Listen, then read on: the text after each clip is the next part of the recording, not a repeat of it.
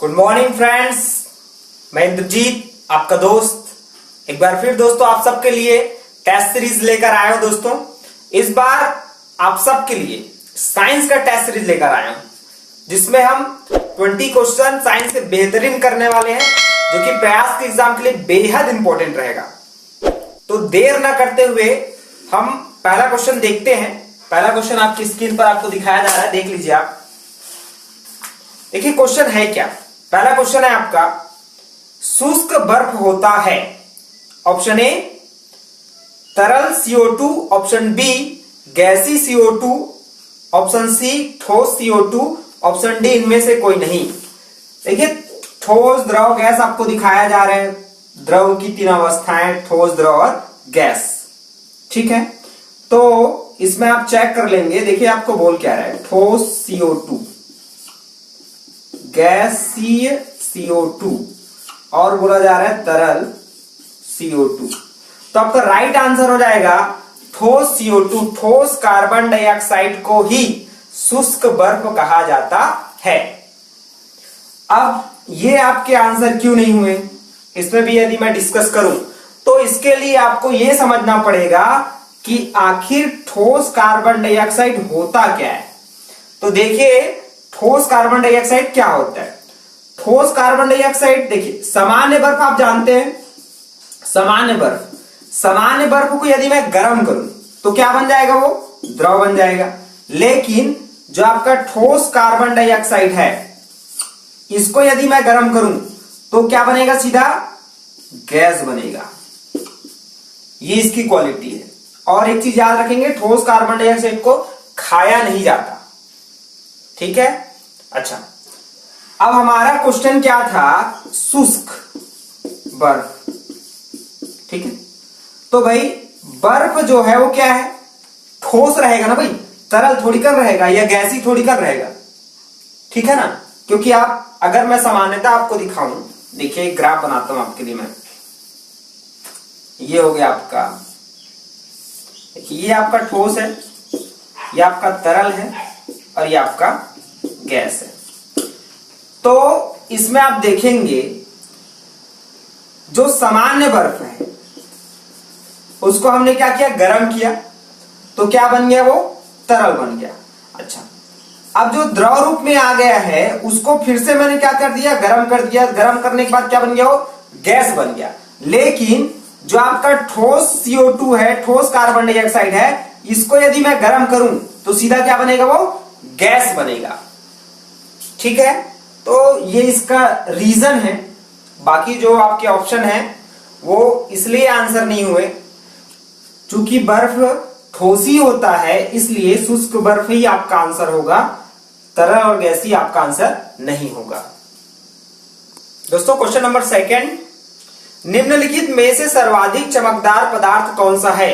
Option A हीरा, option B graphite, option C bauxite, option D कोई नहीं।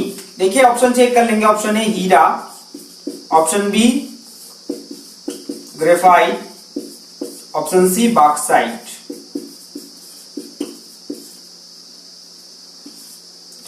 तो सबसे ज्यादा चमकदार होता है हीरा, तो इसका राइट आंसर हो जाएगा ऑप्शन नंबर ए हीरा। अच्छा, बाकी के बारे में भी जान लेते हैं। ग्रेफाइट क्या है, पेंसिल की नोक या लीड भी बोलते हैं उसको, पेंसिल की लीड। ओके, तो ये तो ब्लैक कलर का रहता है, चमकदार नहीं रहता, आपको मालूम होगा। बॉक्साइट क्या है, एल्यूमिनियम का एस्क है, एस्क। और ये छत्तीसगढ़ में पाया जाता है। छत्तीसगढ़ में कहां का मिलता है, ये जसपुर और कवर्धा, दो जगह पाया जाता है। अब बचा हमारा हीरा। तो हीरा के बारे में आपको संपूर्ण जानकारी मैं दे देता हूं कि आखिर हीरा चमकता क्यों है। तो हीरा के चमकने का कारण है पूर्ण आंतरिक परावर्तन। क्या है कारण, पूर्ण आंतरिक परावर्तन। अब क्वेश्चन ऐसे भी आ सकता है कि हीरा क्यों चमकता है, तो आपको रीजन मिल गया, पूर्ण आंतरिक परावर्तन के कारण हीरा चमकता है। ठीक है, चमकदार होता है ये तो पता चल गया, लेकिन क्यों चमकता है तो ये रीजन हो गया आपका, पूर्ण आंतरिक परिवर्तन। देखिए मैं आपको समझाता हूं कि बाय द वे हीरा है। अब हीरा को ऐसे डिजाइन किया जाता है कि आपतन कोण का मान क्रांतिक कोण के मान से अधिक हो जाए, अर्थात I greater than IC। Okay, ये आपका आपतन कोण हो गया और ये हो गया आपका क्रांतिक कोण। अब देखिए इसमें कोई प्रकाश किरण आपतित हुई हीरे में और ये देखिए यहां से बाहर निकलना चाहती है लेकिन नहीं निकल सकती, फिर ऐसा टकराती रहती।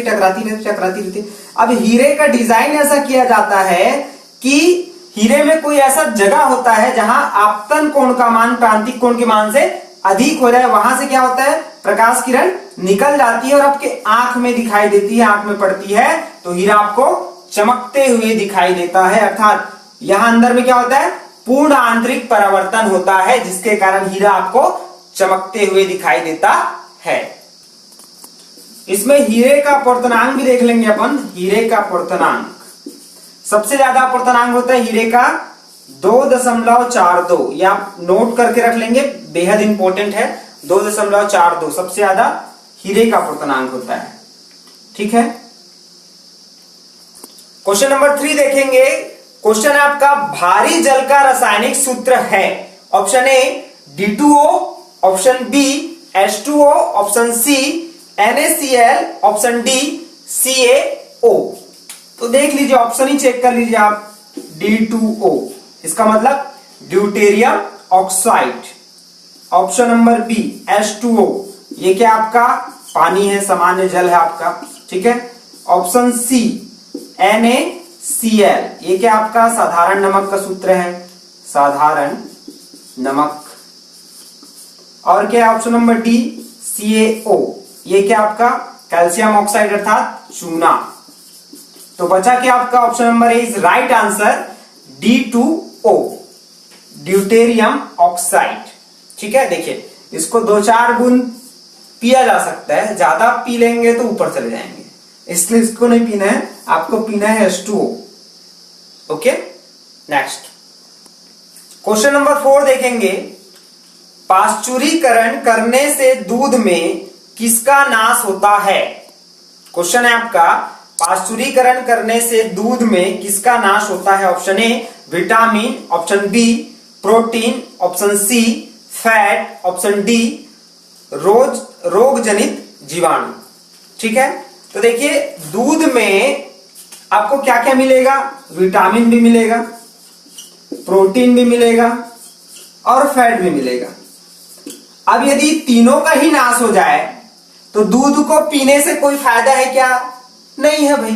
तो ऑप्शन नंबर डी क्या है आपका रोग जनित जीवाणु, रोग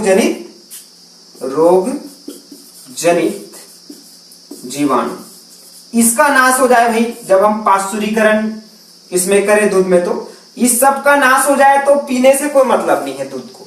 ठीक है, उससे अच्छा पानी पी लेंगे वो ठीक रहेगा, लेकिन दूध नहीं पीना है। तो आपको पता होगा पाश्चुरीकरण कैसे होता है। ठीक है, तो option number D is right answer. Next question दूध से ही रिलेटेड है।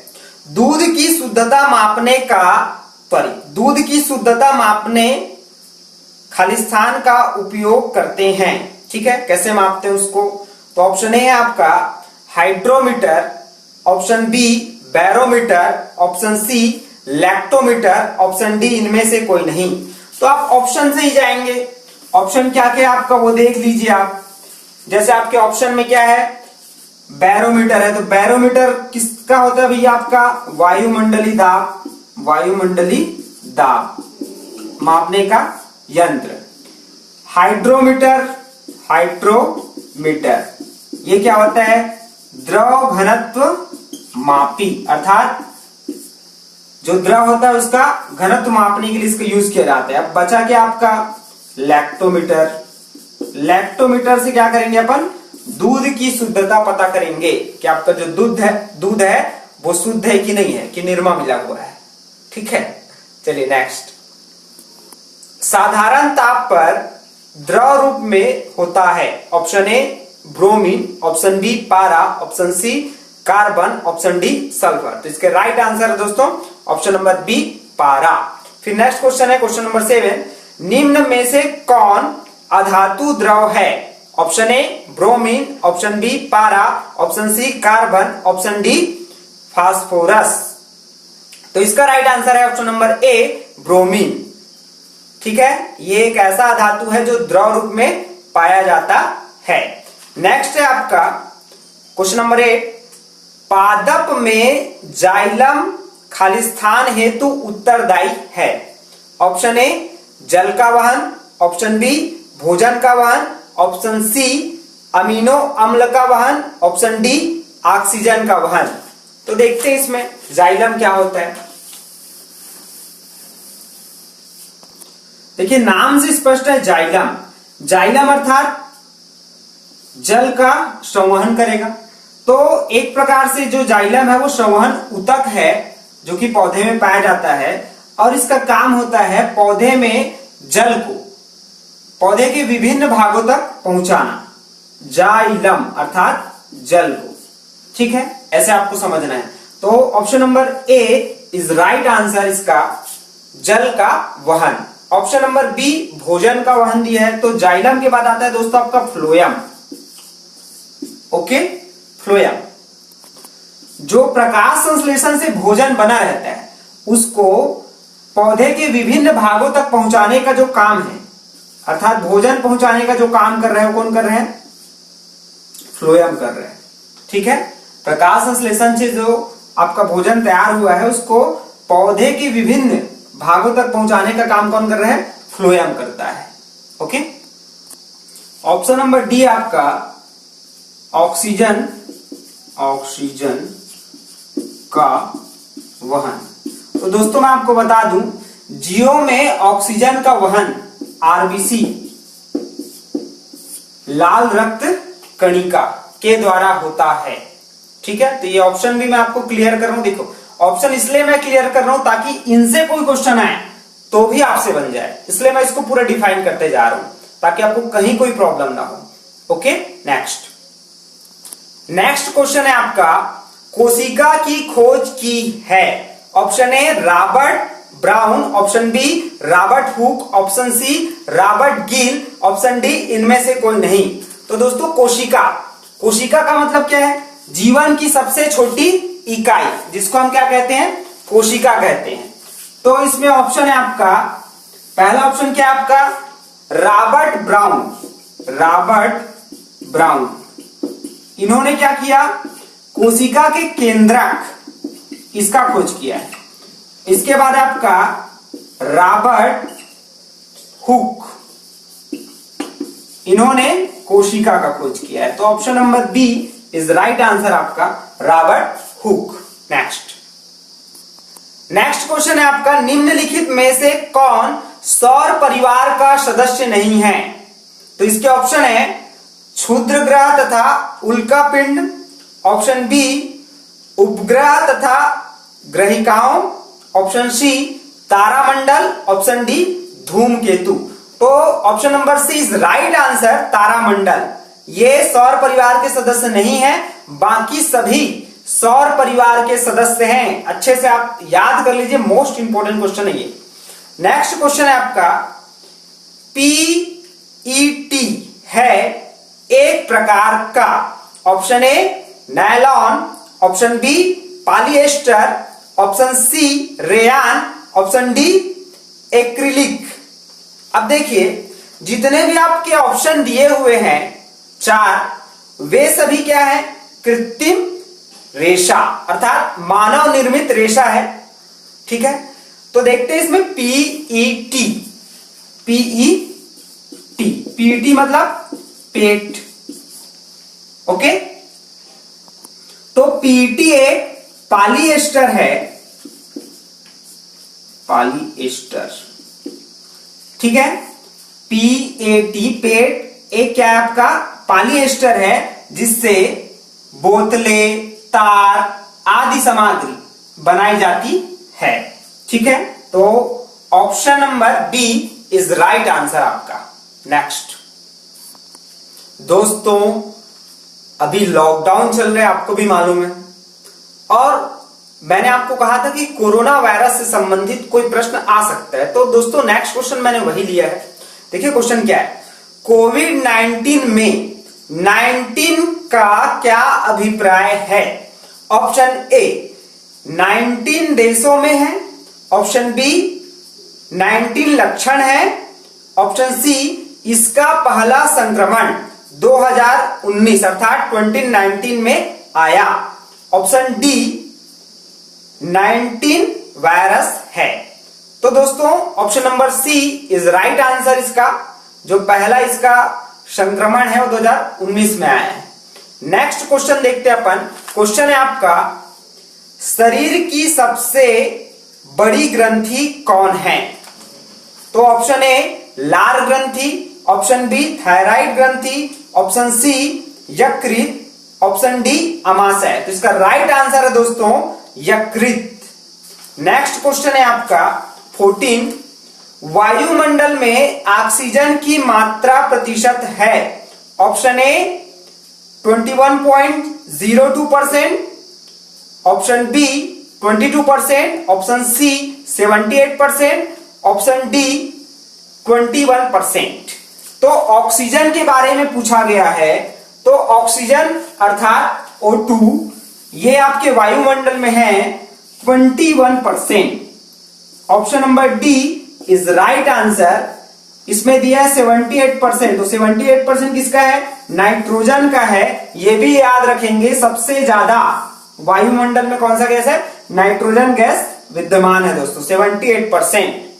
Okay, next question number 15, bulb का तंतु किसका बना होता है? Option A tungsten, option B तांबा, option C copper, option D zinc. तो इसका राइट आंसर है दोस्तों tungsten, option number A. Bulb का जो तंतु है वो टंगस्टन का बना होता है। नेक्स्ट क्वेश्चन है आपका, खाद्य पदार्थों की पैकिंग करते समय उसमें खालिस्तान गैस डाली जाती है। ओके, ऑप्शन ए है इसका N2, ऑप्शन बी है आपका O2, option C H2, option D CO2। ये आपके ऑप्शन है। तो खाद्य पदार्थों की पैकिंग करते समय उसमें नाइट्रोजन गैस डाला जाता है जिससे खाद्य पदार्थ सुरक्षित रहे और लंबे समय तक, जो कि पैकिंग हुई वस्तु है कब बिकेगा कब खाएंगे कोई पता नहीं रहता है, इसलिए उसको सुरक्षित रखने के लिए नाइट्रोजन गैस उसमें डाला जाता है। और आपने जनरली देखा होगा चिप्स वगैरह के जो पैकेट आता है उसमें डला रहता है, ठीक है, वो सभी खाद्य पदार्थ हैं। नेक्स्ट क्वेश्चन, नेक्स्ट क्वेश्चन है आपका NaOH प्लस HCl। अब ये दोनों क्रिया करके क्या बना रहे हैं? NaCl plus H2O। यह है ऑप्शन ए वियोजन अभिक्रिया, ऑप्शन बी संयोजन अभिक्रिया, ऑप्शन सी अपघटन अभिक्रिया, ऑप्शन डी उदासीनीकरण अभिक्रिया। तो इसके ऑप्शन से जाते हैं हम लोग।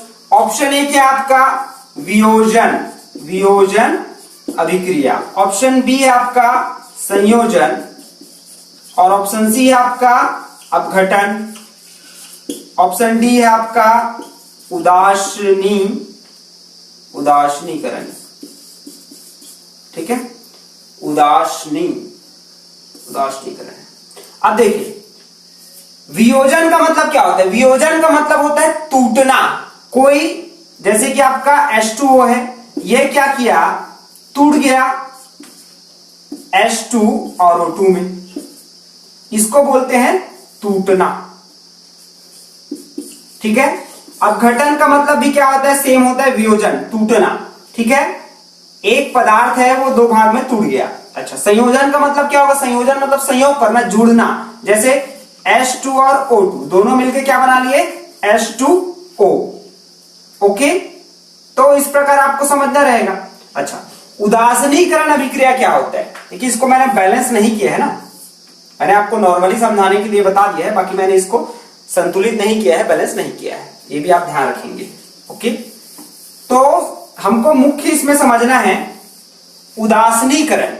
तो देखिए होता क्या है, जब अम्ल और क्षार दोनों का क्रिया कराते हैं तो बनाते हैं लवण तथा पानी।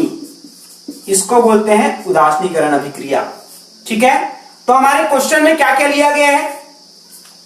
NaOH आपका क्षार है।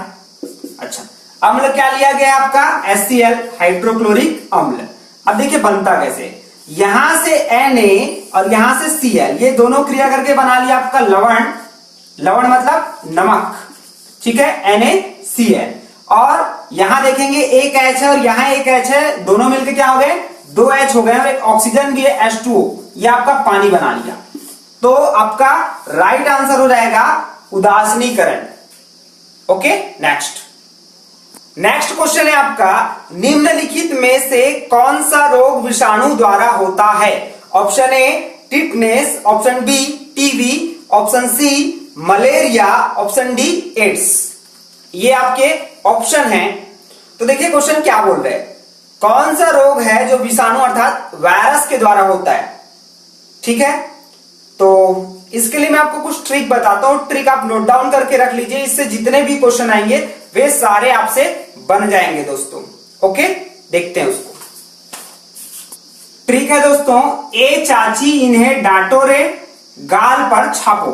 अब देखिए, ए से आपका एड्स, फिर चा से चेचक, ई से इन्फ्लुएंजा, हे से हर्पीज, डा से डेंगू और टो से ट्रोकोमा, रे से रेबीज, गा से गलजुआ, पर इससे हो रहा है आपका पीलिया, छा से छोटी माता और पो से हो रहा है पोलिया। तो ये आप ट्रिक याद कर लेंगे तो आपसे इतने सारे चीजें बन जाएंगी। इनमें से कुछ भी आएगा तो आपको डायरेक्ट समझ आ जाएगा कि क्या हो रहा है, वहां वायरस से हो रहा है, वायरस।